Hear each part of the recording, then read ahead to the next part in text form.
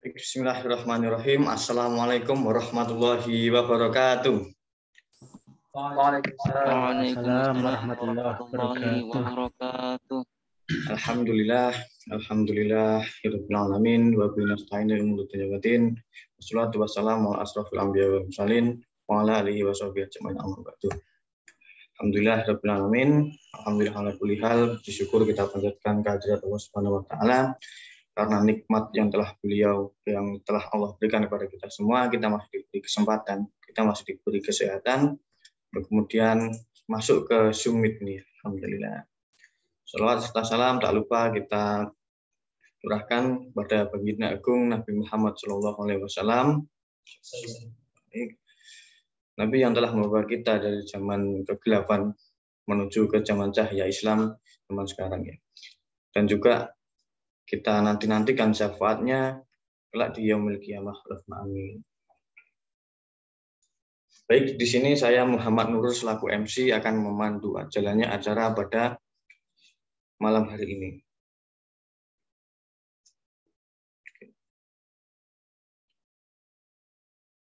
Acara pertama yaitu pembacaan ayat suci Al-Quran oleh Akhina Rafif Nopal. Waktu dan tempat dipersilahkan.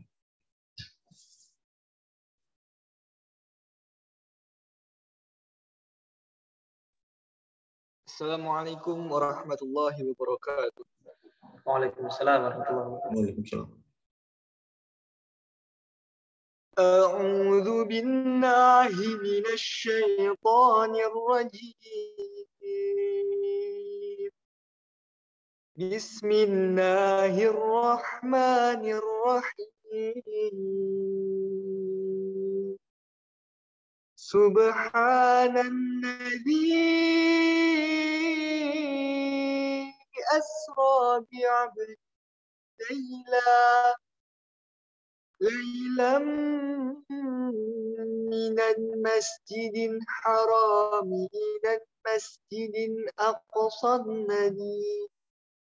الذي باركنا حوله لنريه من آياتنا إنه هو السميع البصير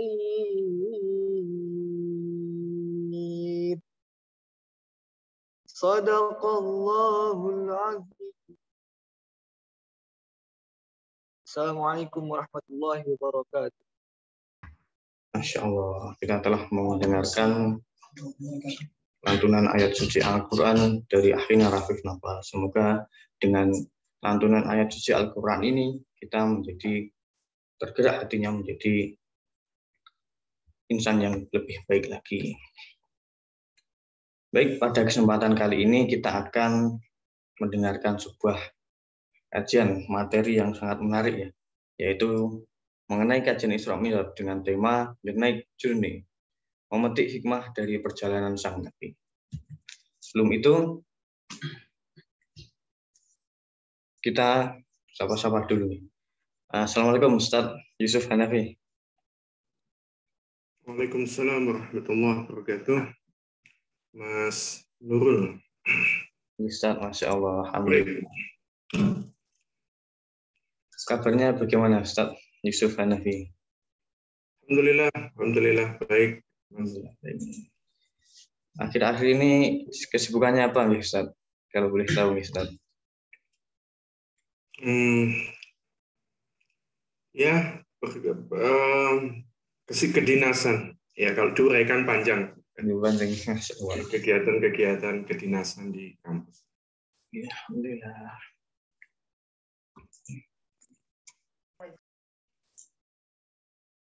langsung. Oke. Nah, setelah ini kita akan sampai ke acara yang kita nantikan, yaitu penyampaian materi dari Ustadz Yusuf Hanafi. Oke, monggo Ustadz, waktu dan tempat dipersilahkan Ustadz. Terima kasih. Assalamualaikum warahmatullahi wabarakatuh. Waalaikumsalam warahmatullahi wabarakatuh.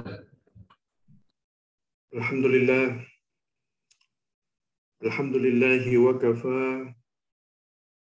Wassalatu wassalamu ala abdihi alladhi istafa wa ala alihi wa sahbihi dawi sidqi wal wafa. Hadratul muhtaramin yang saya muliakan, pertama Ustadz Titis Thoriqudiyas selaku pembina dan pendamping UKM Badan Dakwah Masjid Al-Hikmah Universitas Negeri Malang, yang saya banggakan segenap pengurus harian dari UKM PDM Al-Hikmah, termasuk Mas moderator, Mas Muhammad Nurul, dan tentu segenap hadirin yang mengikuti kajian pada malam hari ini. Syukur alhamdulillah pada malam ini bertepatan dengan Ahad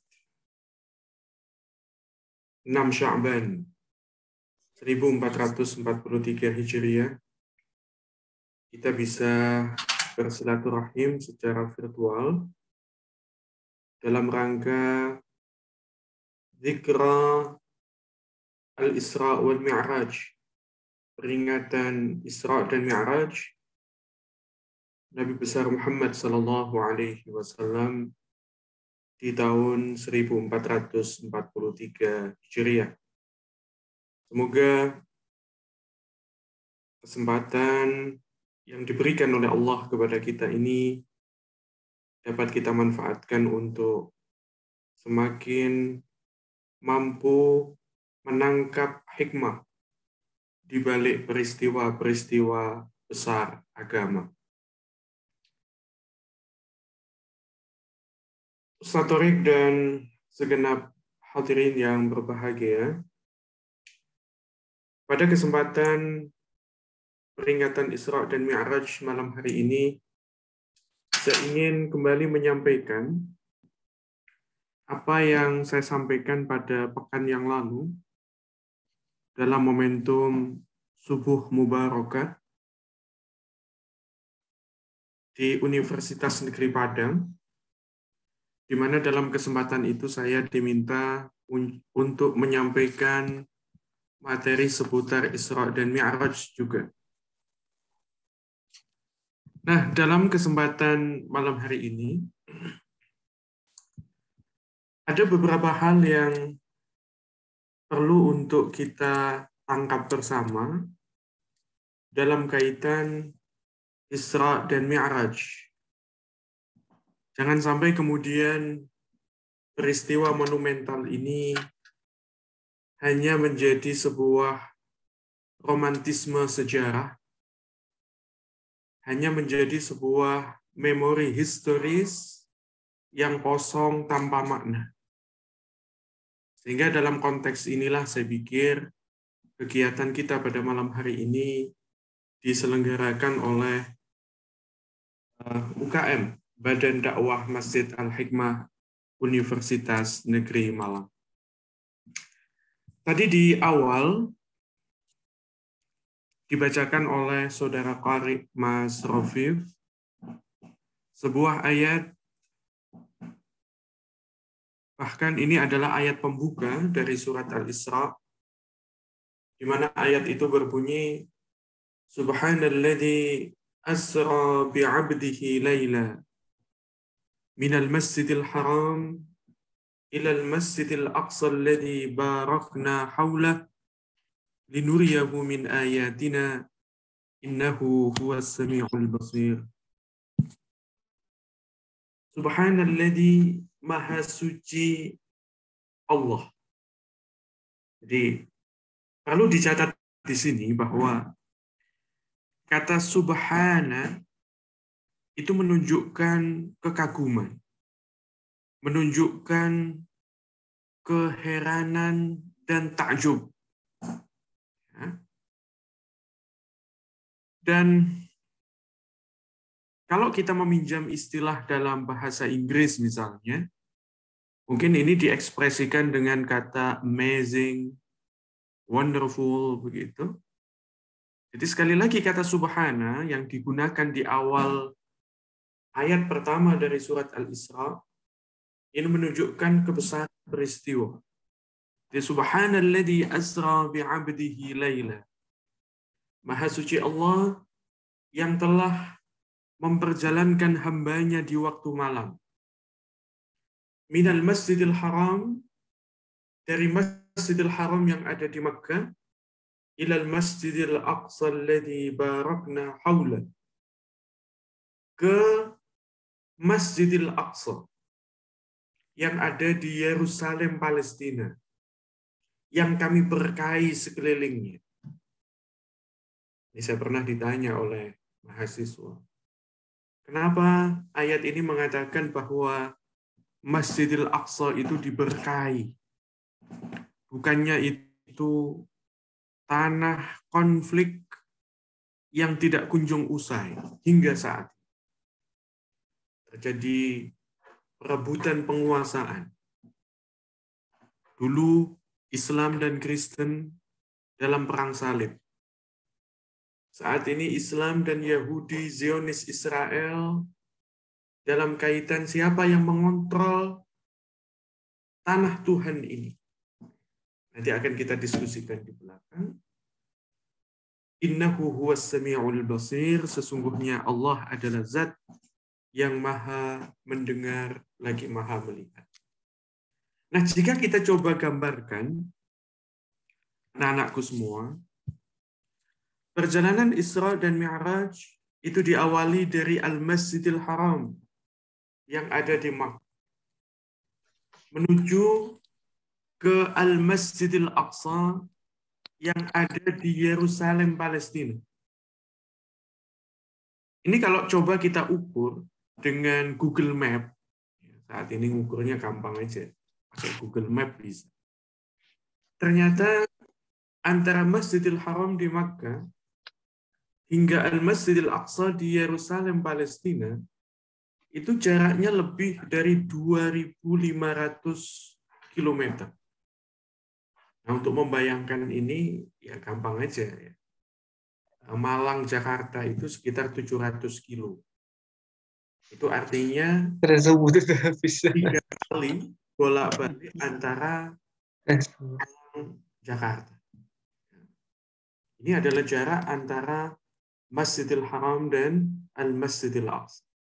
Sebelum nanti dilanjutkan ke Sidratil Muntaha, artinya itu menembus 7 lapis langit. Nah, dikarenakan peristiwa ini terjadi hanya di sepertiga malam, sehingga kemudian terjadi diskusi di kalangan para ulama. Hal kana al-Isra wal Mi'raj yaqadatan am manaman? Isra Mi'raj itu terjadi dalam keadaan sadar, yaqadatan, ataukah dalam keadaan tidak sadar? Artinya hanya mimpi saja. Diskusi ini cukup intens di kalangan para ulama. Ada yang menyatakan, dan ini adalah pendapat dari jumhur ulama, di mana dikatakan innal Isra kana yaqadatan wal Mi'raj kana manaman. Ada sebagian ulama yang berpendapat, ini bukan pendapat jumhur, saya revisi sedikit. Jadi sebagian ulama berpendapat bahwa Isra, perjalanan dari Al-Masjidil Haram ke Al-Masjidil Aqsa, itu dalam keadaan yaqadatan, sadar. Itu artinya yang terlibat itu adalah ruh dan jasad. Jiwa dan raga Rasulullah terlibat di dalam perjalanan Isra. Sekali lagi dari Al-Masjidil Haram ke Al-Masjidil Aqsa. Wal Mi'raj kana manaman. Sedangkan Mi'raj ke langit itu dilakukan dalam keadaan tidak sadar. Artinya hanya mimpi saja. Itu juga bermakna bahwa yang dimi'rajkan oleh Allah Subhanahu wa taala itu hanyalah ruh, ya. Hanya jiwanya Rasulullah, sedangkan jasad tinggal di tempat, ya, tinggal di Yerusalem, Palestina. Adapun pendapat dari jumhur, ya, sebagaimana Anda bisa lihat di sini, warrajih anna al-Isra wal Mi'raj kana yaqadatan birruh wal jasad fi lailatin wahid. Tapi pendapat yang paling kuat bahwa Isra dan Mi'raj itu dilakukan dalam keadaan sadar, melibatkan ruh dan jasad Rasulullah, dan itu terjadi di satu malam. Ini kalau kita renungkan bersama, tentu jika sekedar mimpi, apakah yang mimpi itu bagian Mi'rajnya saja, sedangkan Isra-nya itu keadaan sadar, melibatkan jasad dan ruh, tentu itu bukanlah sesuatu yang istimewa, sesuatu yang mengagumkan. Karena kita sendiri seringkali keliling dunia, tetapi hanya lewat mimpi. Dan itu tidak kemudian dianggap sebagai peristiwa besar. Jadi taruhlah Ustaz Thorik, ya, dalam satu malam, beliau pulkam ke Kediri, kemudian lanjut sambang mertua ke Kudus, begitu. Dan di malam itu juga beliau balik ke Malang. Jika itu diceritakan, orang tidak akan heran. Tetapi Isra dan Mi'raj dianggap sebagai mukjizat, sebagai peristiwa besar, tentunya karena ada keluar biasaan di sana. Dan keluar biasaan itu tentunya terjadi secara sadar, melibatkan ruh dan jasad, melibatkan jiwa dan raga Rasulullah Sallallahu Alaihi Wasallam.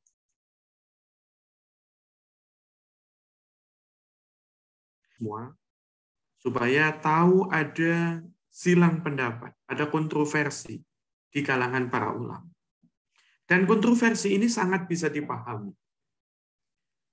Khususnya bagi mereka yang mengatakan bahwa beberapa bagian dari Isra Mi'raj itu dilakukan dalam keadaan mimpi, tanpa sadar. Karena bagaimanapun Rasulullah itu adalah jasad material. Jika dibawa berpindah dari satu tempat ke tempat yang lain dengan kecepatan melampaui kecepatan cahaya, menabrak atmosfer bumi, maka kita bisa bayangkan, pastilah jika itu bukan karena kehendak Allah, maka ragawi Rasulullah itu akan hancur berantakan. Karena gesekan dengan atmosfer bumi, karena perjalanan yang demikian cepat. Tapi sekali lagi anak-anakku semua, tentu kita mengikuti pendapat jumhur bahwa Al-Isra wal Mi'raj kana yaqadatan la manaman birruh wal jasad fi lailatin wahidah. Isra dan Mi'raj itu terjadi dalam keadaan sadar, melibatkan ruh dan jasad, jiwa dan raga Rasulullah, dan itu terjadi dalam satu malam dengan kecepatan yang luar biasa, dibantu oleh makhluk Allah bernama Buraq.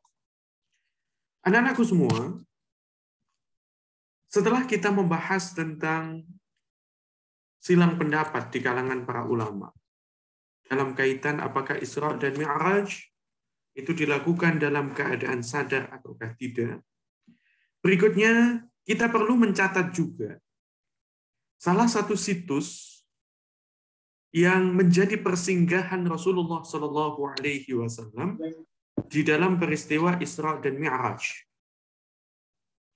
Dan situs yang sangat penting yang menjadi persinggahan Rasulullah dalam Isra dan Mi'raj itu adalah Al-Masjidil Aqsa, atau yang juga dikenal sebagai Baitul Maqdis, atau disebut dengan sebutan ringkas sebagai Al-Quds, yang ada di Yerusalem, Palestina.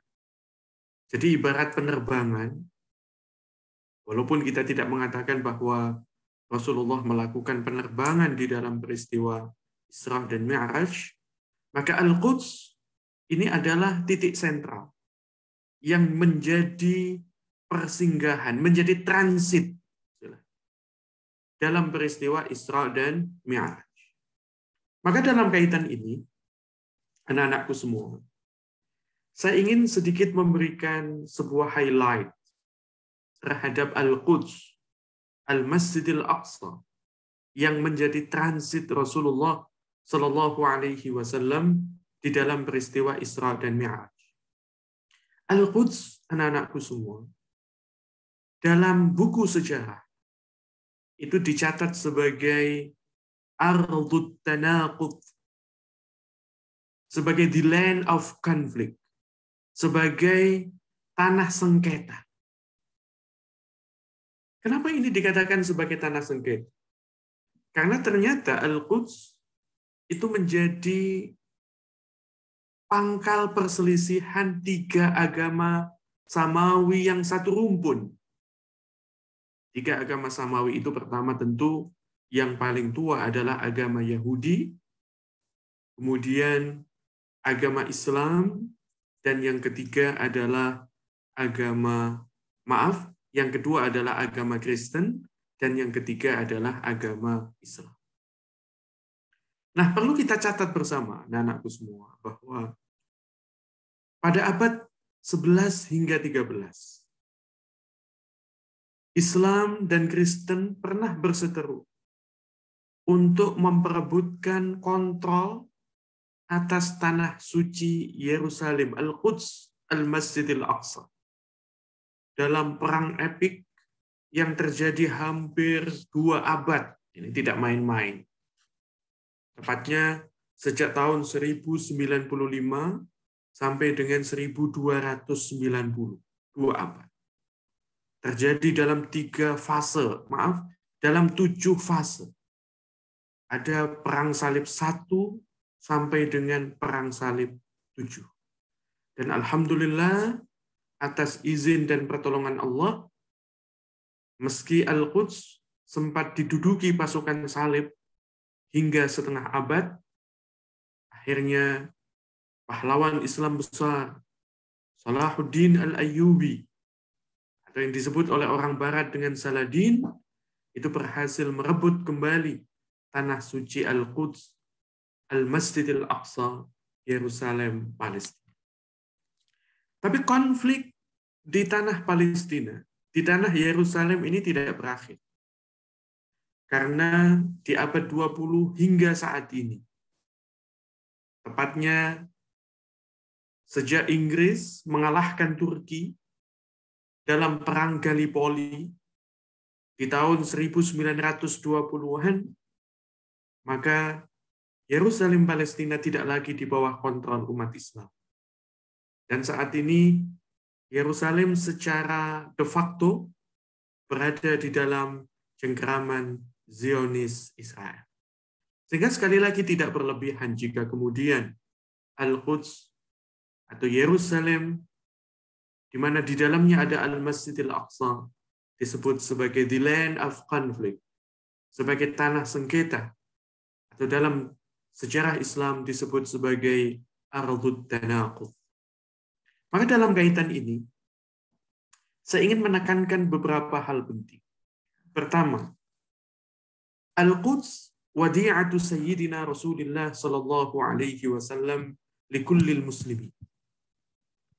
Jadi, Baitul Maqdis, Al-Masjidil Aqsa, yang ada di Yerusalem, Palestina, merupakan wadi'atu Rasulillah, titipan Rasulullah, warisan Rasulullah likullil muslimin, untuk setiap umat Islam.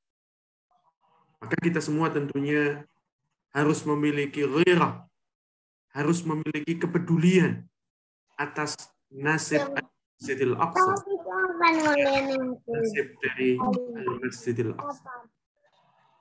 Kemudian poin yang kedua, yang perlu untuk kita catat bersama dalam kaitan ini, bahwa meski Yerusalem Palestina di abad pertengahan di bawah kontrol pasukan Romawi, tapi sejarah mencatat dengan tinta emas bahwa Amirul Mukminin Umar Ibnul Khattab melalui panglima besarnya, yakni Sayyidina Amr Ibnul As, itu berhasil membebaskan tanah suci Yerusalem dari kekuasaan Romawi kala itu. Bahkan saya masih ingat ketika menonton film Omar, yang biasanya diputar ketika bulan Ramadan, dalam momen penaklukan Yerusalem oleh pasukan Islam di bawah kepemimpinan Amr bin As.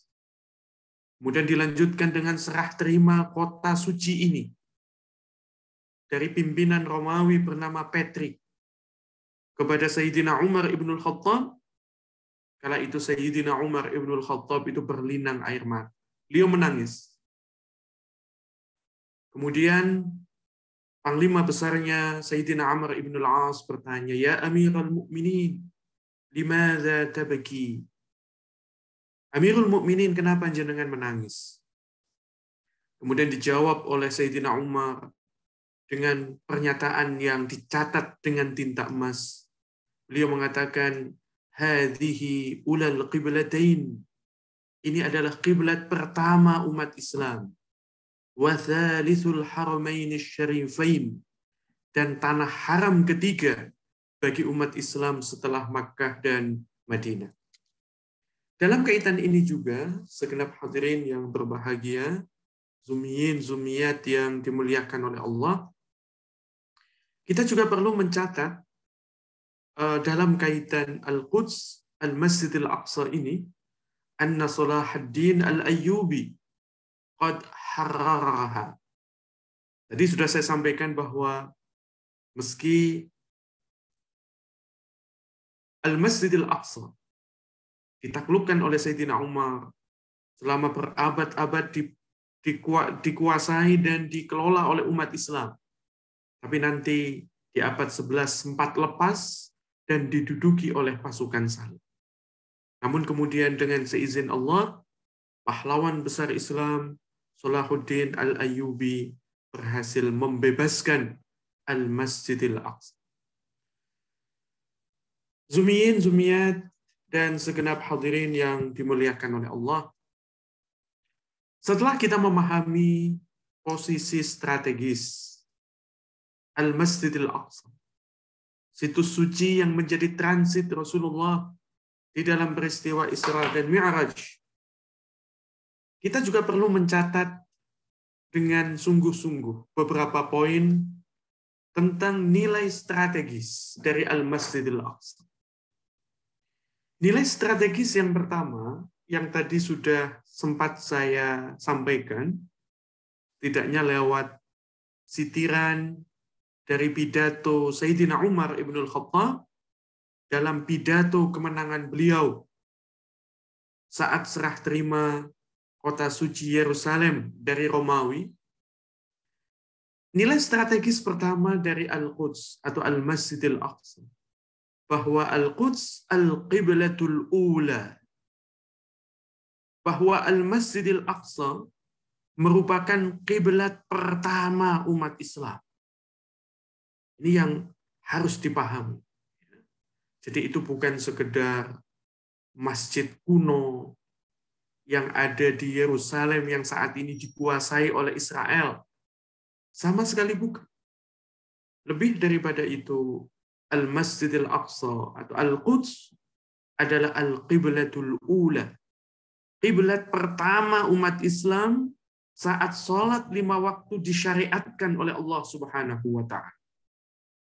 Kita tahu bahwa di dalam peristiwa Isra dan Mi'raj, Rasulullah menerima perintah sholat 5 waktu. Dan saat itu menimbang bahwa Al-Masjidil Haram di Makkah penuh dengan asnam, penuh dengan tamathil, penuh dengan patung dan berhala. Maka kemudian Allah memerintahkan umat Islam sholatnya menghadap ke Al-Masjidil Aqsa. Dan ini terekam di dalam surat Al-Baqarah ayat 149, wa min haitsu kharajta fawalli wajhaka syatral masjidil haram. Dan kemanapun kamu keluar, karena waktu itu kiblatnya masih ke Al-Masjidil Aqsa, fawalli wajhaka syatral masjidil haram, maka hadapkan wajahmu ke arah Masjidil Haram. Artinya, ayat ini memerintahkan tahwilul qiblat, perubahan arah kiblat. Dari yang semula ke Al-Masjidil Aqsa ke Al-Masjidil Haram. Dan peristiwa ini terjadi dalam perjalanan Rasulullah hijrah dari Makkah ke Madinah. Sehingga kala itu ketika Rasulullah sedang sholat berjamaah, tiba-tiba turun wahyu ayat ini, wa min haitsu kharajta fawalli wajhaka syatral masjidil haram, maka sontak kemudian Rasulullah berputar arah dari Al-Masjidil Aqsa di Yerusalem ke Al-Masjidil Haram di Makkah.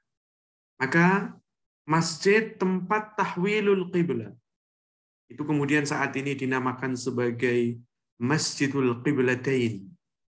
Saya doakan Zumiyin, Zumiyah, dan para hadirin bisa ziarah nantinya ke Masjidul Qiblatain, masjid di mana terjadi perubahan arah kiblat dari Al-Qiblatul Ula Al-Quds di Yerusalem ke Al-Masjidil Haram hingga saat ini di Makkah Al-Mukarramah.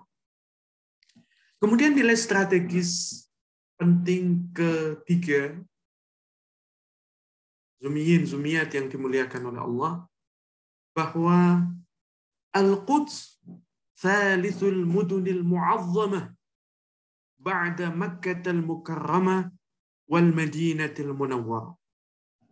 Bahwa Al-Masjidil Aqsa di Yerusalem, kota Yerusalem itu merupakan kota suci ketiga bagi umat Islam setelah Makkah Al-Mukarramah dan Al-Madinah Al-Munawwarah. Ini sungguh luar biasa. Sehingga tidak heran jika kemudian Rasulullah di dalam sebuah hadis yang sangat terkenal itu bersabda, la tushaddu rihan illa ila thalathati masajid. Bepergian, ziarah, itu tidak dinilai sebagai pahala, tidak dianjurkan, kecuali ketiga masjid. Yang pertama adalah Al-Masjidil Haram di Makkah, sekaligus Makkah menjadi kota suci pertama. Yang kedua adalah Al-Masjidun Nabawi, yang menjadikan Madinah sebagai kota suci ketiga, dan yang ketiga kota suci kedua, dan yang ketiga adalah Al-Masjidil Aqsa di Yerusalem, sekaligus menjadikannya sebagai kota suci ketiga bagi umat Islam. Tapi ini tidak berarti kemudian ziarah ke masjid-masjid lain tidak boleh. Karena saya mendapatkan beberapa pendapat, orang ziarah ke Masjid Tiban, orang ziarah ke Masjid An-Namira, ya, dikatakan itu sebagai bid'ah. Tentu saja ini pendapat yang sangat berlebihan. Kita katakan ziarah ke masjid ini sesuatu yang sangat mulia. Meski di dalam hadisnya Rasulullah secara eksplisit menunjuk hanya kepada 3 masjid saja. Kemudian poin yang ketiga yang juga kita perlu catat bersama sebagai nilai strategis Al-Quds Yerusalem bagi umat Islam bahwa Al-Quds ardun nubuwat wal barakat. Bahwa Yerusalem, bahwa Al-Masjidil Aqsa itu merupakan tanah kenabian sekaligus tanah penuh berkah. Poin ini sekaligus menjawab pertanyaan mahasiswa yang tadi sempat saya lontarkan di awal. Kenapa Al-Quran mensifati Al-Masjidil Aqsa dengan frasa alladzi barakna haula, yang kami berkahi sekelilingnya. Ya, kita tahu bahwa Al-Masjidil Aqsa itu tanah yang gersang. Kalau kita bandingkan dengan Malang, Batu, jauh. Karena di sana adalah wilayah yang sangat kering sekali. Tidak ada buah-buahan semelimpah di Indonesia. Airnya pun mungkin tidak sesegar air yang ada di Malang dan juga Batu. Tapi kenapa kemudian Al-Masjidil Aqsa itu disebut sebagai tanah yang penuh berkah? Jawabannya karena di sanalah para nabi-nabi Allah dibangkitkan dan diutus untuk mengemban risalahnya. Dan tentu ini diawali dari generasi Nabi Ya'qub yang kemudian memiliki putra Nabi Ishaq. Maaf, saya salah ya. Ini diawali oleh Nabi Ishaq, ya, ayah dari Nabi Ya'qub, yang kemudian keturunan-keturunannya itu banyak yang menjadi nabi-nabi dari kalangan Bani Israel. Anak-anakku semua, zumiyin, zumiyat yang dimuliakan oleh Allah, saya akan masuk ke bagian kedua dari dua bagian besar yang ingin saya sampaikan di dalam peringatan Isra dan Mi'raj malam hari ini. Setelah kita panjang lebar membahas tentang kota suci Yerusalem, di mana di dalamnya ada Al-Masjidil Aqsa yang menjadi tempat transit Rasulullah ketika Isra dan Mi'raj. Poin lain yang saya kira sangat penting untuk kita renungkan bersama sebagai hikmah peringatan Isra dan Mi'raj adalah terjadinya peristiwa operasi pembedahan dada Nabi. Jadi ibaratnya kalau sebuah film ya kita mengibaratkan, tetapi sekali lagi Isra dan Mi'raj itu bukanlah film. Tapi jika kita mengibaratkan Isra dan Mi'raj itu sebuah film, maka fragmen awal, episode pembuka dari peristiwa Isra dan Mi'raj adalah pembedahan dada baginda Rasulullah Muhammad SAW. Maka dalam kaitan ini, zumiyin, zumiyat yang dimuliakan oleh Allah, ada beberapa hal yang perlu untuk kita pertanyakan bersama. Kenapa pembedahan ini untuk membersihkan hati Rasulullah Sallallahu Alaihi Wasallam? Kenapa bukan organ tubuh lain? Misalnya usus, ginjal, di mana usus dan ginjal itu lebih sibuk dan lebih memiliki peran di dalam metabolisme tubuh. Dan tentunya secara biologis lebih kotor, karena selalu bersinggungan dengan jalur pencernaan makan. Kenapa sekali lagi yang dibersihkan adalah hati, bukan usus, ginjal, ataupun organ-organ tubuh lain?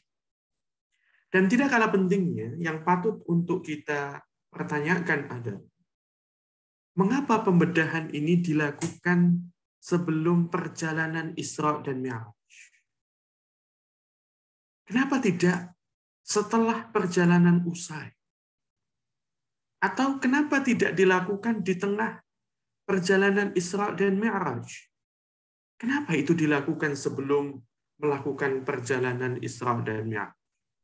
Padahal kalau kita renungkan bersama, kalau kita mau bepergian, fase yang paling sibuk itu adalah sebelum berangkat. Kenapa? Karena kita pasti sibuk. Sibuk packing, sibuk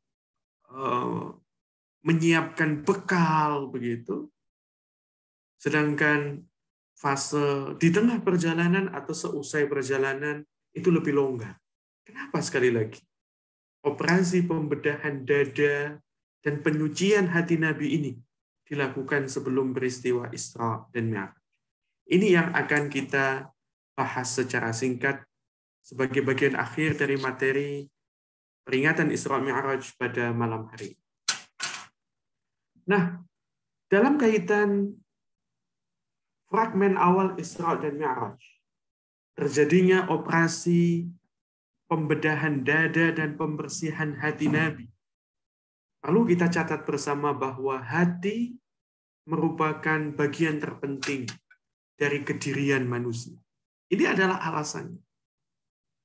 Kenapa bukan usus, bukan ginjal, bukan organ tubuh lainnya yang dibersihkan, tetapi hati? Jawabannya, hati merupakan pusat metabolisme keimanan dan ketakwaan. Begitu sentralnya peran hati ini, hingga baginda Rasulullah Muhammad SAW menyatakan di dalam sebuah hadis, "Ala wa inna fil jasadi mudghah."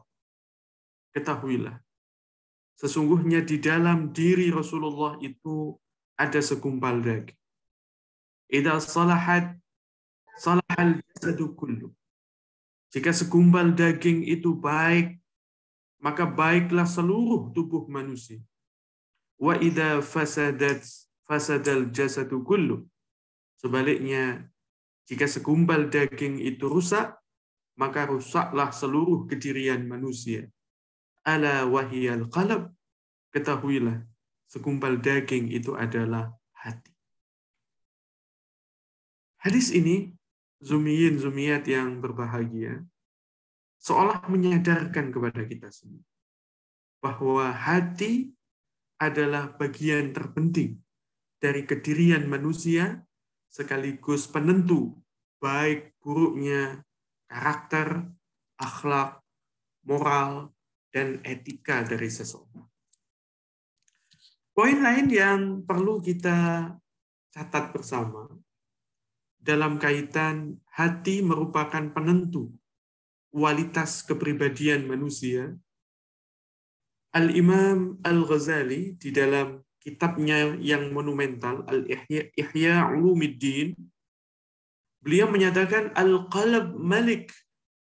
Hati itu ibarat panglima. Hati itu ibarat raja. Wal a'dha junuduhu. Sedangkan anggota tubuh kita yang lain itu hanya prajuritnya saja. Jadi kalau kita saat ini mengikuti perang ya, atau invasi Rusia ke Ukraina, jadi bisa kita katakan bahwa al-qalb ya Putin. Jadi ibaratnya hati itu adalah Vladimir Putin yang memerintahkan invasi ke Ukraina itu. Wal a'dha junuduhu. Sedangkan anggota tubuh kita yang lain itu hanya pasukan Rusia itu saja. Yang maju mundurnya, apa yang harus mereka lakukan, apa kata Vladimir Putin. Sehingga dikatakan, فَإِذَا صَلُحَ الْقَلْبُ صَلُحَتِ الرَّعِيَّةُ. Jika hati kita ini baik, maka keseluruhan kedirian kita itu menjadi baik. Sehingga orang Jawa itu sering mengatakan, sing penting iku atine apik. Ya, ketika orang tua memberikan nasihat kepada anaknya ketika memilih jodoh. Pasti orang tua itu pesan, golek bojo sing atine apik. Ya. Karena ketika hatinya baik, itu biasanya dia menjadi orang yang soleh-solehah, sekaligus menjadi hamba Allah yang bertakwa. Sebaliknya, wa idza fasada fasadat. Jika hati itu rusak, maka tentunya rusaklah seluruh kedirian manusia. Dan poin berikutnya yang bisa kita tarik menjadi sebuah catatan penting dalam kaitan kenapa Isra dan Mi'raj diawali dengan pembedahan dada dan operasi serta pembersihan hati Rasulullah. Pada poin ini perlu ditegaskan bahwa hati harus kita jadikan sebagai panglima kehidupan. Hati harus diutamakan, diposisikan di atas intelektualitas kita, di atas otak, nalar, dan logika. Kenapa demikian? Karena sesuatu yang dibenarkan oleh otak, nalar, dan logika seringkali hanya berpijak kepada kamuflase, kepalsuan. Meski berangkat dari data-data yang ada di TKP, tempat kejadian perkara. Karena semua itu bisa dipalsukan. Tetapi ketika sesuatu itu bersumber dari hati, dari nurani, itu biasanya dibimbing oleh intuisi ilahi. Itulah kenapa baginda Rasulullah Muhammad SAW menasihati kita semua, istafti qalbak. Selalu tanya, selalu minta fatwa kepada hatimu. Tanya hatimu, kata Rasulullah. Walau aftauk, meski orang di sekelilingmu berpendapat berbeda. Wa aftauka wa aftauk. Sekali lagi, meski lingkungan di sekitarmu memiliki pendapat berbeda dari suara hatimu, maka yang harus kita ikuti adalah suara hati dan juga intuisi nurani yang dibimbing oleh ilahi Rabbi. Zumiyat yang dimuliakan oleh Allah. Saya masuk ke poin terakhir yang hendak saya sampaikan. Lalu, apa yang harus kita lakukan untuk merawat hati, ya, sekaligus menyehatkan jiwa? Sebelum ke sana, poin penting yang juga perlu untuk kita catat bersama dalam kaitan operasi dan pembersihan hati Nabi sebelum Isra dan Mi'raj. Peristiwa itu menyampaikan pesan yang sangat lugas, sangat tegas kepada kita semua bahwa kita memiliki tugas besar untuk merawat hati sekaligus menyehatkan jiwa. Jadi kita memiliki tugas yang tidak ringan, dan ini menjadi lesson learned, pelajaran terpetik dari fragmen awal sebelum Isra dan Mi'raj terjadi. Jadi kita semua mendapatkan tugas untuk merawat hati dan menyehatkan jiwa. Sehingga dari sini, saya hendak sampaikan bahwa operasi pembedahan hati Nabi merupakan isyarat bagi umatnya, bagi kita semua, bagi seluruh zumiyin dan zumiyat, bahwa hati adalah bagian yang paling penting untuk dirawat melebihi anggota tubuh lain. Ini yang harus kita jadikan sebagai introspeksi diri. Saat ini kita mungkin lebih peduli dengan penampilan fisik. Mahasiswi-mahasiswi lebih peduli dengan perawatan wajahnya. Ratusan ribu, bahkan jutaan rupiah dibelanjakan untuk merawat wajah supaya glowing. Apakah di Natasha, di Larissa, ataupun di tempat-tempat perawatan. Tapi sayangnya, hati dan nuraninya, spiritualitasnya, kurang disiram dengan ilmu agama yang menggugah jiwa dan menyehatkan hatinya. Ini sangat disayangkan. Mahasiswa-mahasiswa, adik-adik putra, kadang lebih peduli dengan bodybuilding. Bagaimana tubuhnya ini kekar, dia fitness, supaya kata anak saya yang cowok itu ya, badannya kotak-kotak.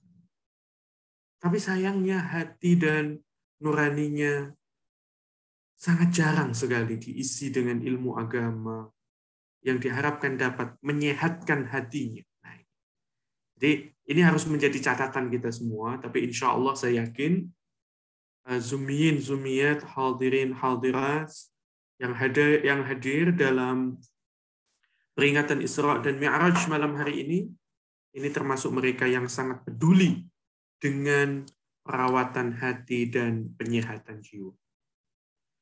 Kemudian poin lain yang saya pikir sangat penting untuk kita catat bersama, ya, kita renungkan bersama sebagai lesson learned adalah kalau Nabi Muhammad SAW yang maksum, karena Nabi itu memiliki sifat ismah, ismatul anbiya, para Nabi terjaga dari dosa dan khilaf.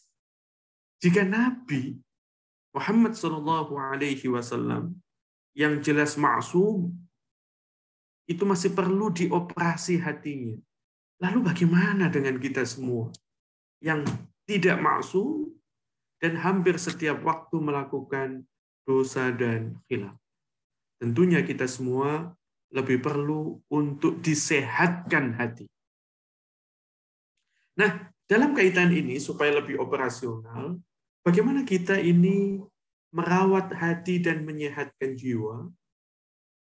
Menurut Al-Imam Al-Ghazali di dalam kitab-kitabnya, salah satunya Ihya Ulumuddin, juga disampaikan oleh Syekh Athaillah As-Sakandari di dalam kitabnya Al-Hikam, maka kita semua harus menghindarkan hati kita dari 4 penyakit hati.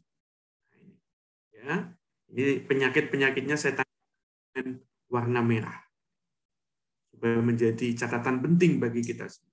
Jadi kita semua dalam rangka merawat hati, menyehatkan jiwa, itu harus menghindarkan hati dari 4 penyakit hati. Jadi arba'atul amradh al-qalbiyah, 4 penyakit hati. Pertama adalah penyakit riya, penyakit pamer. Ini menjadi kecenderungan kita semua. Diakui atau tidak, ada kecenderungan kita ingin menunjukkan prestasi kita.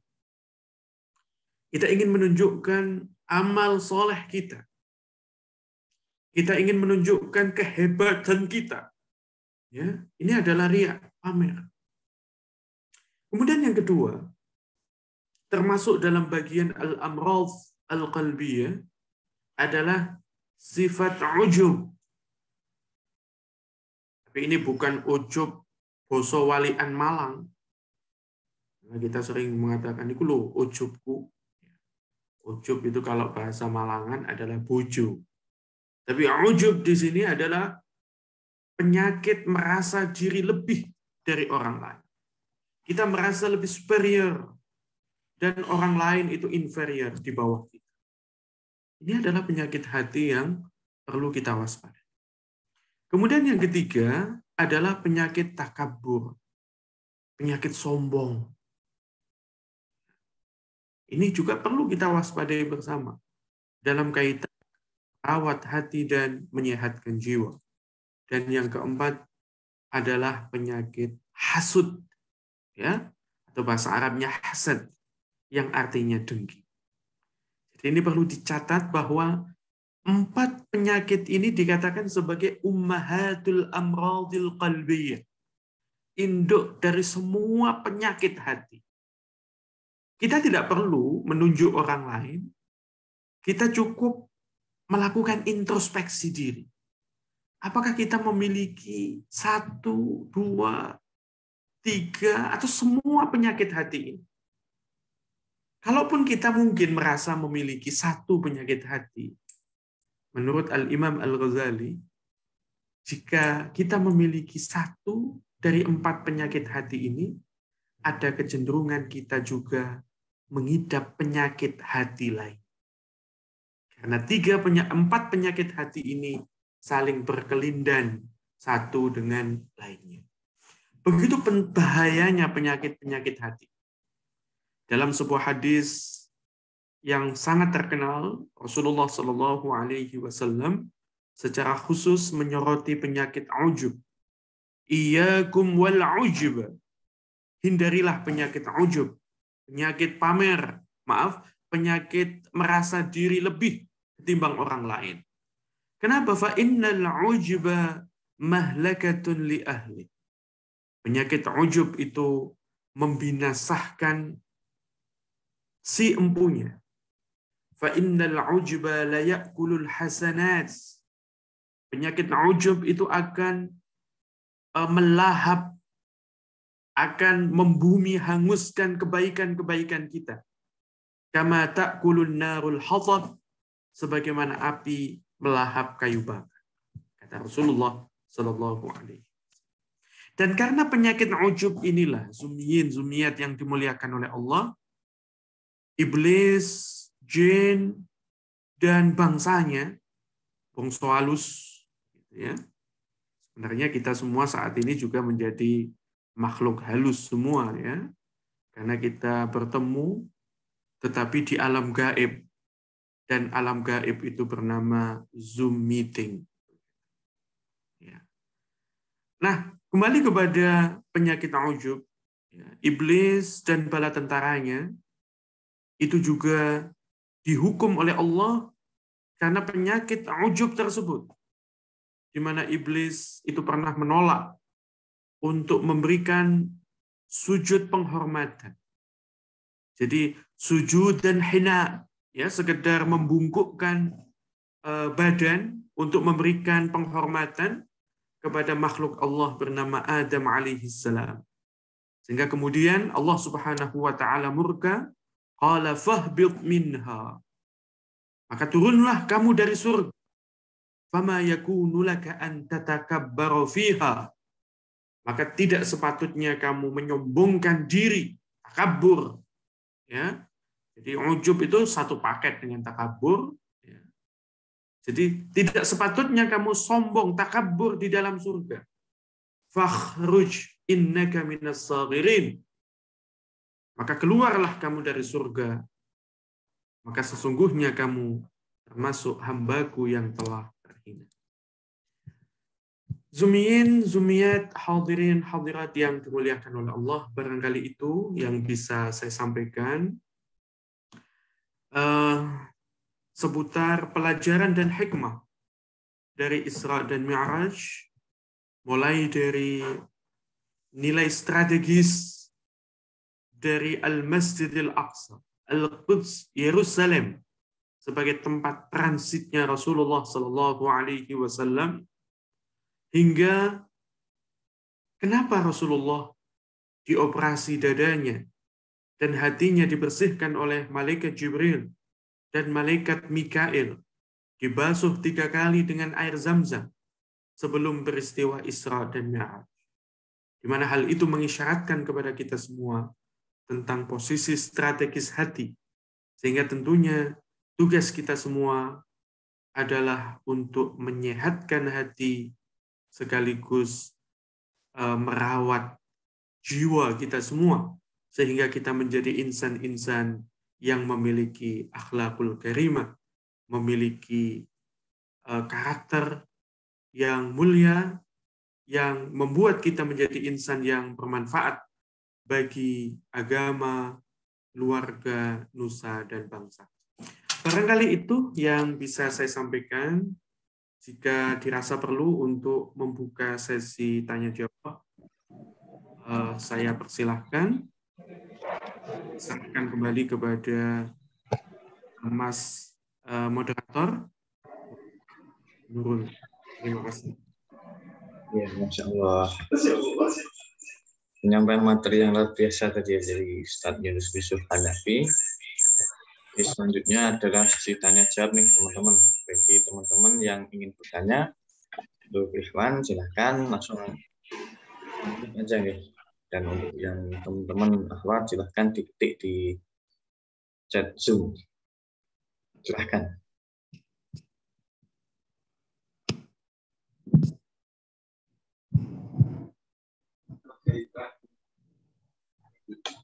Oke.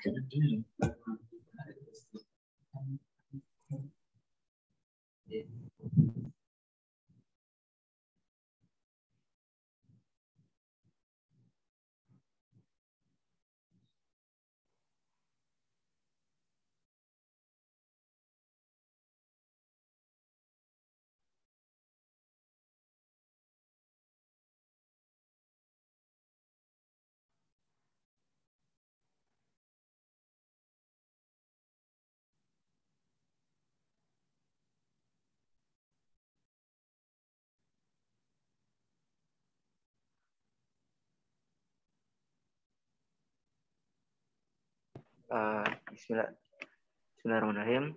Afwan Ustadz Yusuf, saya Abdul Aziz, izin bertanya Ustadz. Silakan. Baik, alhamdulillah tadi telah dijelaskan juga terkait sejarah, lalu sejarah tersebut ya. Lalu hikmah-hikmahnya juga. Saya izin bertanya Ustadz, terkait hikmah tersebut. Kira-kira bagaimana saja kita menyebarkan hikmah-hikmah tersebut dan menyebar energi positif dari hikmah-hikmah tersebut ke teman-teman kita, Ustaz. Mungkin cukup sekian, Ustaz. Baik, langsung saya respon, Mas Nurul. Iya, Ustaz, langsung dijawab mawon, Ustaz. Baik. Ya. Pertanyaan yang sangat bagus dari Mas Abdul Aziz. Bagaimana kita menyebarkan nilai-nilai kebaikan, khususnya melakukan proses penyadaran ya tentang nilai penting sekaligus nilai strategis dari Al-Masjidil Aqsa, Al-Quds bagi umat Islam. Sebagaimana tadi saya sampaikan bahwa Yerusalem itu setidaknya ada 3 nilai penting di sana. Yang pertama, bahwa Yerusalem yang di dalamnya ada Al-Masjidil Aqsa merupakan Al-Qiblatul Ula, kiblat pertama bagi umat Islam. Yang kedua, Al-Quds merupakan kota suci ketiga bagi umat Islam setelah Makkah dan Madinah. Dan yang ketiga, bahwa Yerusalem merupakan Ardun Nubuwat wal Barakat, tanah kenabian dan tanah penuh berkah. Bagaimana kita menyampaikan hal ini kepada saudara-saudara kita? Ya, cara pertama adalah seperti yang kita lakukan pada malam hari. Saya kira ini adalah bagian dari bina'ul afrad wal mujtama'. Jadi upaya untuk membangun individu-individu masyarakat, di mana individu-individu itu merupakan bagian integral dari masyarakat kita. Jadi kita melakukan edukasi untuk melakukan penyadaran terkait dengan diantaranya adalah poin-poin yang tadi saya sampaikan. Karena saat ini, kalau saya perlebar lagi bahasan saya, banyak orang yang tidak paham sesungguhnya duduk perkara konflik antara Palestina dengan Israel. Satu contoh. Banyak orang kemudian terbawa oleh framing berita-berita internasional yang didominasi oleh media-media barat, begitu, bahwa kaum Muslim Palestina itu adalah teroris. Baik mereka yang ada di tepi barat, ibu kotanya di Jericho, ataupun yang ada di jalur Gaza, di mana di sana ada organisasi perlawanan Islam namanya Harakatul Muqawamah Al-Islamiyah, Hamas. Dikatakan mereka sebagai kelompok teroris yang tidak siap hidup berdampingan sebagai 2 negara. Karena saat ini Amerika ya dan sekutu-sekutu baratnya itu menawarkan two nation solution. Solusi dua negara. Walaupun sampai saat ini pun tidak terwujud. Nah, kita harus memahami sejarah sesungguhnya. Bahwa sebenarnya Zionis Israel yang saat ini bercokol di tanah Palestina itu adalah negara agresor. Jadi kira-kira lebih parah ketimbang Rusia yang saat ini mengagresi Ukraina. Jauh. Karena apa? Seperti yang tadi sempat saya sampaikan di dalam penyampaian materi. Selama berabad-abad, yang mengontrol Yerusalem Palestina, di mana di dalamnya ada Al-Masjidil Aqsa, itu adalah umat Islam. Jadi hampir bisa kita katakan 95% penduduk Palestina sebelum kemudian diduduki oleh Inggris dan kemudian memobilisasi diaspora Yahudi yang ada di Eropa untuk bermigrasi ke Palestina dan mendirikan negara Zionis Israel, maka itu adalah wilayah yang didiami oleh umat Islam. Di mana umat beragama lain, Yahudi, Kristen, karena itu juga kota suci bagi agama-agama samawi non-Islam, itu tetap mendapatkan kebebasan untuk ziarah ke tanah suci Yerusalem. Tapi sekali lagi, Israel sebagai negara agresor, negara ghasab, istilahnya orang Arab itu, ghasib, ya, itu mendudukinya setelah Perang Dunia II. Dan pendirian negara Zionis Israel oleh orang-orang Barat, khususnya Amerika dan Inggris, itu diberi nama sebagai pengembalian kaum imigran ke tanah leluhur mereka. Jadi dianggap itu adalah tanah leluhur dari orang Yahudi.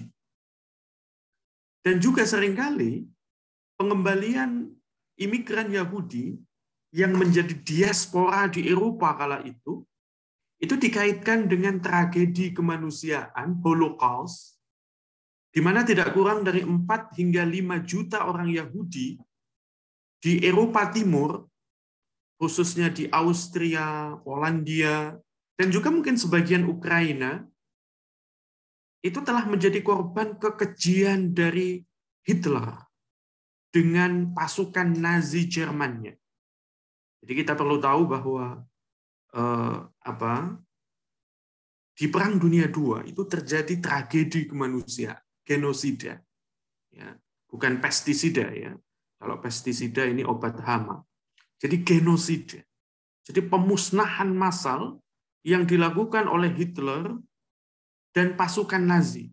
Tidak kurang dari 4 hingga 5 juta orang Yahudi di Eropa Timur, Austria, Polandia, Ukraina. Ukraina itu banyak Yahudinya. Bahkan presiden Ukraina saat ini, namanya Zelensky, itu seorang Yahudi. Itulah tadi pagi saya ketika membaca berita online, itu ada kekhawatiran bahwa pengungsi Yahudi Ukraina, karena agresi dari Rusia, itu meminta supaya bisa ditampung di Israel. Nah, kalau mereka masuk ke negara Zionis Israel, tanah siapa yang diduduki lagi kalau bukan tanah Palestina?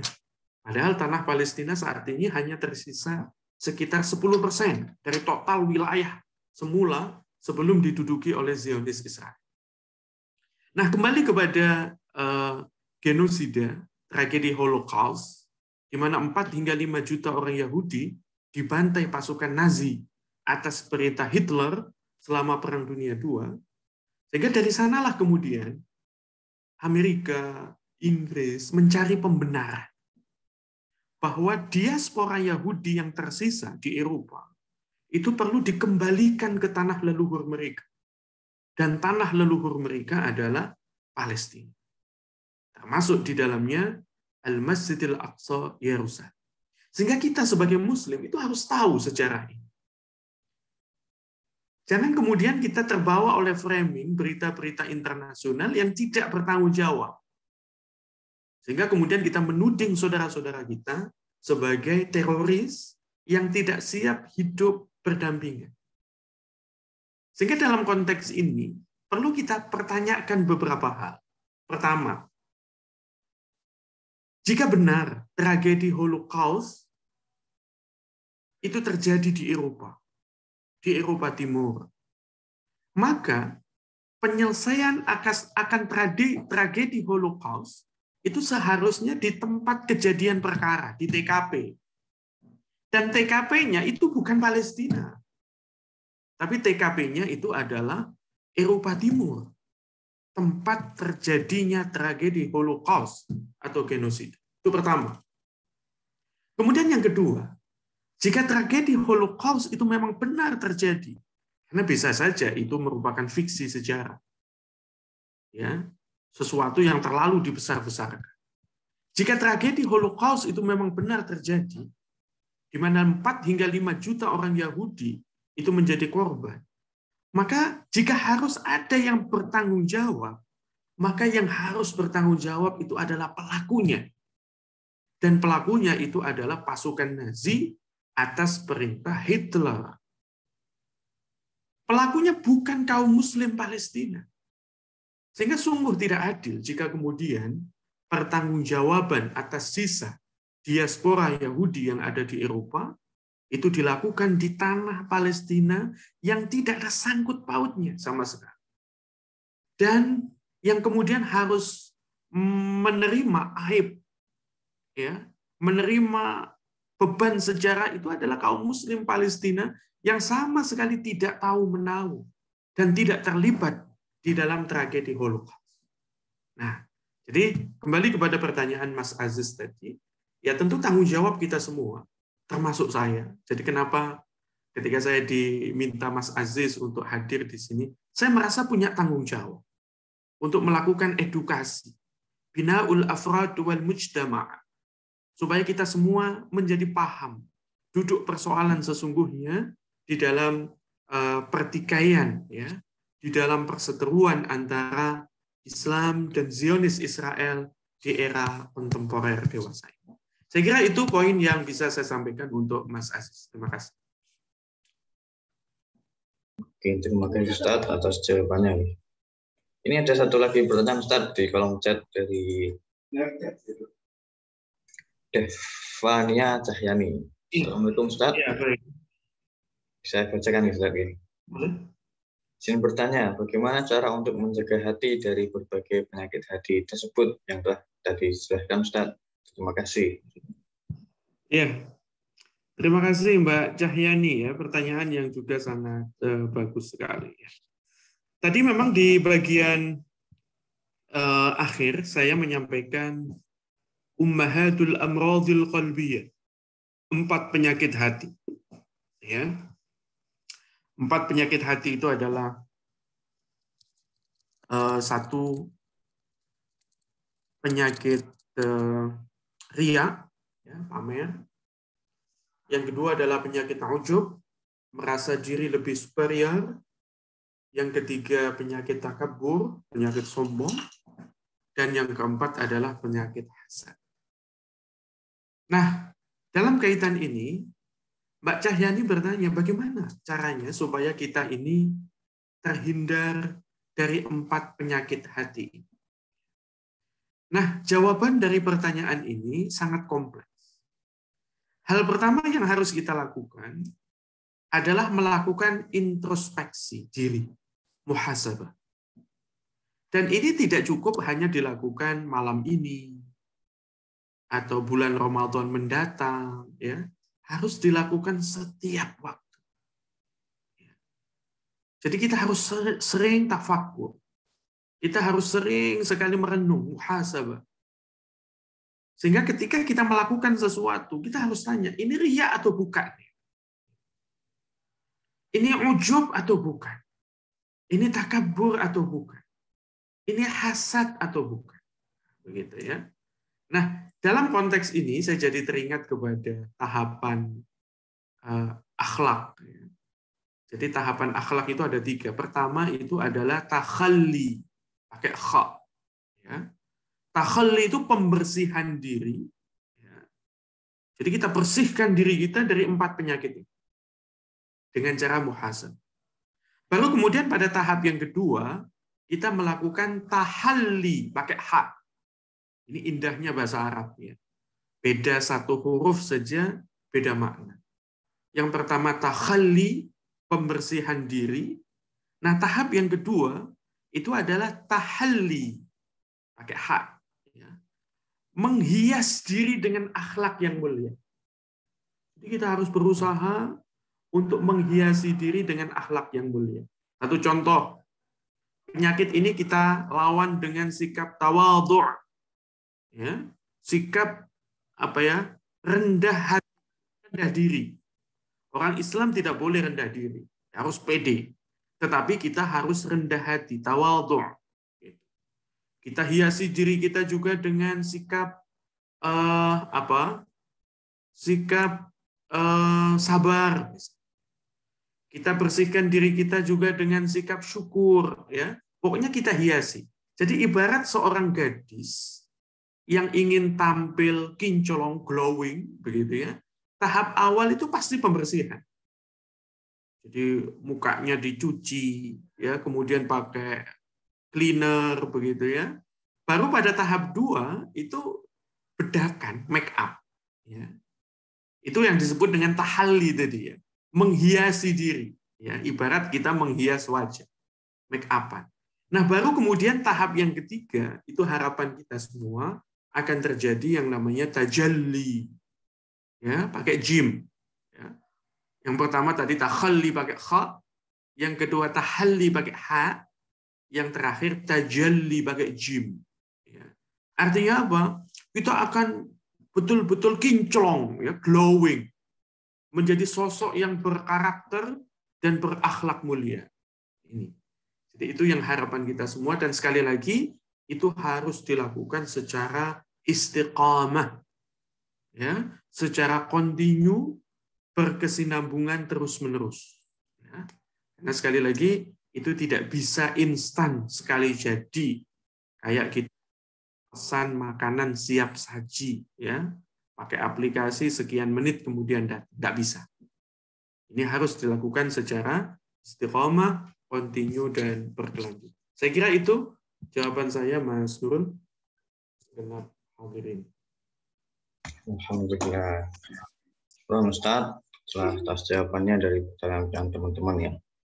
Di sesi selanjutnya, alhamdulillah, ini masuk sesi akhir, Ustaz. Jadi sebelum diakhiri mungkin ada 1 patah atau 2 patah kata Ustaz yang disampaikan kepada teman-teman sebagai closing statement gitu, Ustaz. Monggo, Ustaz. Ya, baik. Dan terima kasih Mas Nurul dan segenap hadirin, khususnya Bapak Pembina dan Pendamping UKM Badan Dakwah Masjid Al-Hikmah, Ustadz Titis Tariq Utias.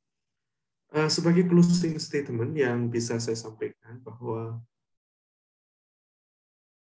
generasi muda Muslim harus menjadi generasi yang kuat.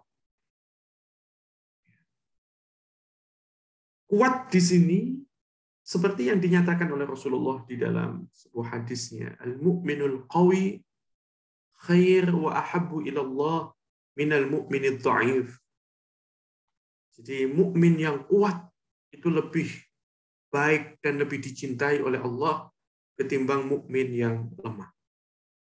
Nah, kuat di sini menurut penjelasan dari hadis tadi, al-quwwatu huna tashmul jami' jawanibil quwwah.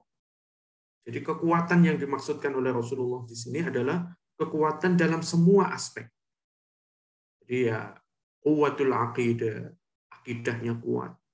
Quwwatul akhlak, akhlaknya juga mulia. Quwwatul iman, imannya juga kuat. Tidak kalah pentingnya adalah quwwatul ilm, kuatnya ilmu pengetahuan. Nah, poin terakhir ini yang ingin saya tekankan sebagai penutup, sebagai closing statement, Jadi kenapa sih saat ini umat Islam terbelakang? Kenapa umat Islam tidak berdaya untuk menjaga warisan Rasulullah, Al-Quds, Yerusalem, Palestina? Apalagi konflik yang saat ini sedang terjadi ya, di Eropa Timur, walaupun itu tidak ada sangkut pautnya secara langsung dengan Islam. Itu menyadarkan kita semua bahwa kekuatan ilmu pengetahuan itu mutlak. Jika kita ingin melakukan izzul Islam wal Muslim, menjaga kemuliaan Islam dan kemuliaan umat Islam. Kenapa Sayyidina Umar bisa membebaskan Yerusalem dari Romawi yang dikdaya kala itu? Karena kuat. Kenapa Sultan Salahuddin Al-Ayyubi bisa merebut kembali Yerusalem dari pasukan salib? Jawabannya karena kuat. Sehingga sekali lagi, saya sangat berharap anak-anakku semua nantinya menjadi al-ajyal al-aqwiya, menjadi generasi-generasi yang kuat untuk kemudian melakukan tugas suci Izzul Islam wal Muslimin. Saya kira itu Mas Nurul, Ustadz Thoriq, dan segenap Zumiyat yang berbahagia. Semoga sedikit materi kajian yang bisa saya bagi dalam kajian kita pada malam hari ini dalam rangka peringatan Isra dan Mi'raj betul-betul bermanfaat, memberikan pencerahan spiritual sekaligus pencerahan intelektual bagi kita semua. Amin. Ya Rabbal Alamin. Kurang lebihnya mohon maaf. Hada minni wal afu minkum. Wallahul muwafiq ila aqwamit thariq. Wassalamualaikum warahmatullahi wabarakatuh. Waalaikumsalam warahmatullahi wabarakatuh. Alhamdulillah, Masya Allah ya, penyampaian materi dan proses statement yang luar biasa yang disampaikan oleh Ustaz Yusuf Hanafi. Setelah selanjutnya mungkin agar lebih afdol nih Ustaz dan lebih bermanfaat materinya ditutup dengan doa. Mungkin Ustaz Yusuf Hanafi bisa mungkin dengan Ustaz. Berbagi tugas, doanya dipimpin oleh Ustaz Thoriq saja. Oke, Ustaz. Mungkin Ustaz Thoriq bisa memimpin doa bersama ya, Ustaz. Oke, sebelumnya Assalamualaikum warahmatullahi wabarakatuh. Waalaikumsalam. Waalaikumsalam warahmatullahi wabarakatuh. Kami menyampaikan terima kasih banyak atas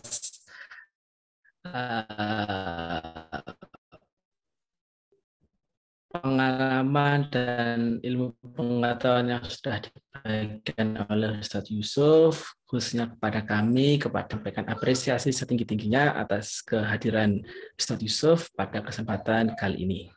Baik, untuk menutup kegiatan pada malam ini, marilah kita berdoa bersama-sama. Semoga ilmu yang kita dapatkan pada malam ini bermanfaat dan memberikan keberkahan bagi diri kita, masyarakat, dan bangsa ini.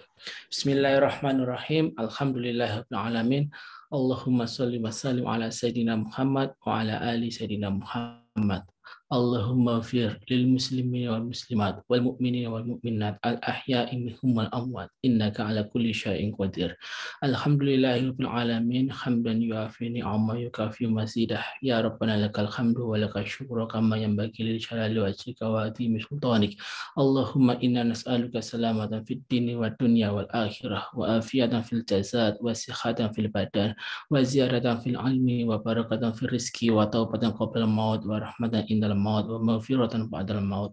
Allahumma hawin alaina fi syaqaratil maut wa najjana minan nar wal afwa indal hisab. Rabbana la tuzigh qulubana ba'da idh hadaitana wa hab lana min ladunka rahmatan innaka antal wahhab. Rabbana la tuzigh qulubana ba'da idh hadaitana wa hab lana min ladunka rahmatan innaka antal wahhab. Allahumma barik lana fi Rajaba wa Sya'bana wa balighna Ramadana. Allahumma ahlil alaina bil amni wal iman was salamati wal islam. Rabbi wa rabbuka Allah la rushdan wa khairin. Allahumma firli wali walidayya warhamhuma kama rabbayani saghira. Subhanaka Allahumma wa bihamdika asyhadu an la ilaha illa anta astaghfiruka wa atubu ilaik. Rabbana atina fid dunya hasanah wa fil akhirati hasanah wa qina adzabannar. Subhanaka rabbil izzati amma yasifun. Wassalamu ala mursalin walhamdulillahi rabbil alamin. Bismillahil Fatihah. A'udzubillahi minasyaitonir rajim. Bismillahirrahmanirrahim. Terima kasih. Saya kembalikan kepada Mas Muhammad Nurul selaku MC. Terima kasih Mas Nurul. Terima kasih kembali Ustaz Thorik telah melakukan doa pada malam hari ini. Sebelum kita tutup, mungkin acara selanjutnya adalah sesi foto bersama. Mungkin dari teman-teman silahkan di on kamera dan bergaya dengan gaya yang baik ya. Mungkin operator silahkan di.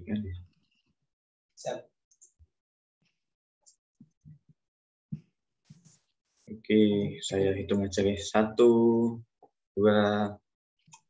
3. Selanjutnya operator. Sekali lagi. 1, 2, 3. Baik, alhamdulillah. Oke, terima kasih Mas. Materi nanti saya kirim melalui Mas Aziz. Oh, oke, Ustaz. Di-share kepada yang lain. Baik, Ustaz, terima kasih. Mas Aziz yang membagikan ke teman-teman yang lain. Baik Ustaz. Okay. Terima kasih kembali. Saya sampaikan kepada Ustaz Yusuf Hanafi telah mengisi materi yang luar biasa pada awal hari ini, dan kepada terima kasih sebesar-besarnya kepada Ustaz Thorik telah mendampingi kami ya dari awal kegiatan sampai akhir, Masya Allah. Ya, saya selaku MC, acara terakhir adalah penutupan ya. Mungkin sebelum tutup saya mohon maaf sebesar-besarnya jika ada salah kata dan kata-kata yang kurang mengenakan di hati peserta sekalian. Cukup sekian yang bisa kami sampaikan selaku PD Al-Hikmah dalam acara ini, semoga bermanfaat. Kita tutup dengan hamdalah, istighfar, dan juga doa kafaratul majelis ya. Alhamdulillah.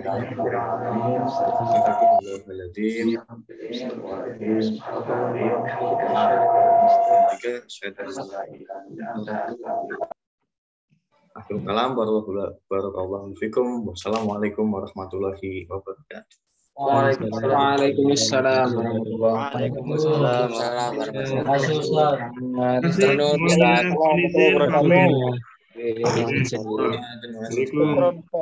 Waalaikumsalam warahmatullahi wabarakatuh.